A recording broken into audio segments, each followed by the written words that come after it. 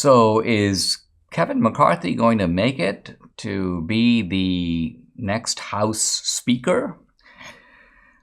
I don't know. We're going to have more drama today, and there have been 3 votes, and McCarthy hasn't made it. That means that there is a solid holdout faction, and if I'm not mistaken, in the 3rd vote, he even lost an additional vote. So he went from 19 opponents to 20 opponents. Now, it must be acknowledged at the same time that he does seem to have the support of the vast majority of the Republican group. And so it is a minority of holdouts, but they are determined holdouts. And unless they back down, the simple fact is he doesn't have the votes.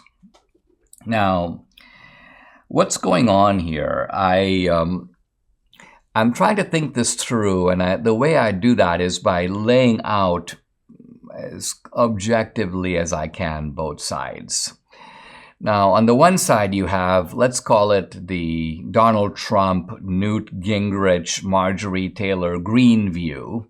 And their view is, listen, McCarthy's got the guy with the most votes. McCarthy's the best we're going to get. McCarthy has made a lot of concessions in order to win the speakership. So let's declare victory. Let's go with this guy. Who else is it going to be?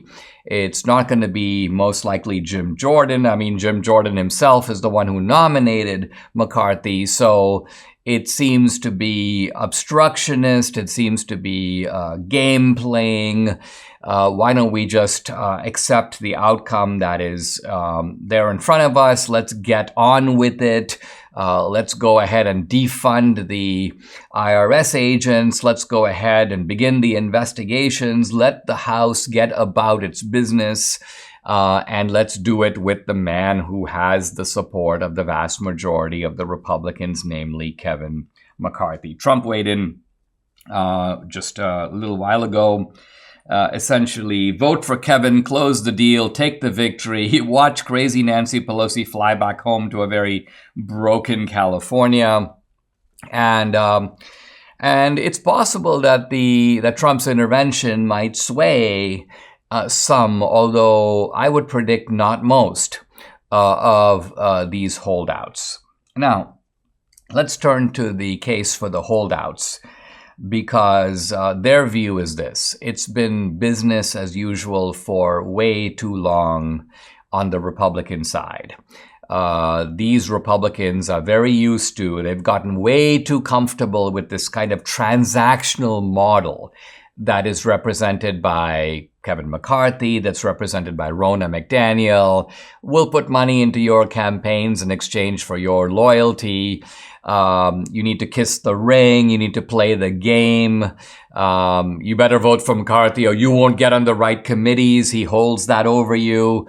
And basically, you've got this little faction, Lauren Boebert, Matt Gaetz, and others who go, no. We are going to gum up the works. We're going to sort of stand athwart history yelling stop, if I can borrow a phrase from William F. Buckley.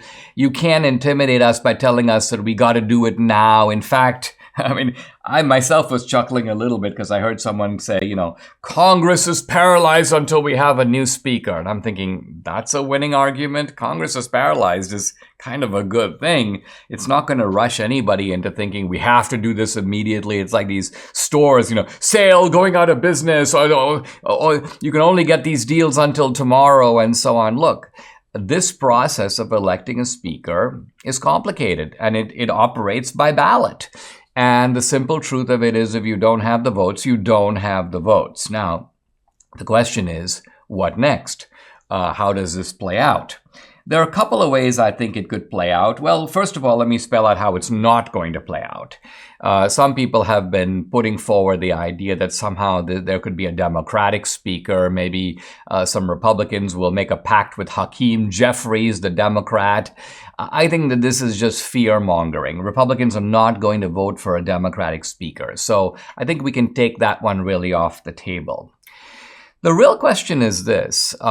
Is there a way to stop McCarthy? Answer, yes. Just don't yield. and McCarthy is done. There's no way he can get through if these 19 Republicans hold firm or the 20 Republicans hold firm. It's not going to happen.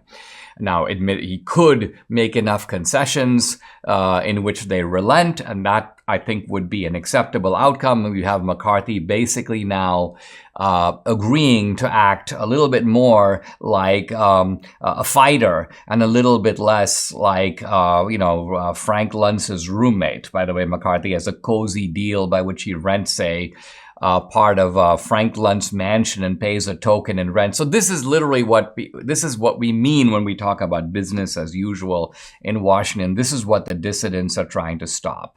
Option 2, McCarthy steps aside and Steve Scalise becomes the kind of consensus candidate. I think if McCarthy steps aside and Scalise steps forward, there'll be a lot of pressure to sort of go with this guy because it's kind of, well, at least he's not Kevin McCarthy, even though Scalise is much closer to McCarthy than he is, for example, to Jim Jordan. Now, interestingly, I bet if you had a vote among the Republican base, now this is not how these things are decided, but if you did, I bet you Jim Jordan would win. He'd beat Scalise, he'd beat McCarthy. He seems to have support both in the McCarthy wing of the Republican Party and in the Matt Gaetz, if I can use that term, wing of the Republican Party. So Jordan has pretty broad appeal.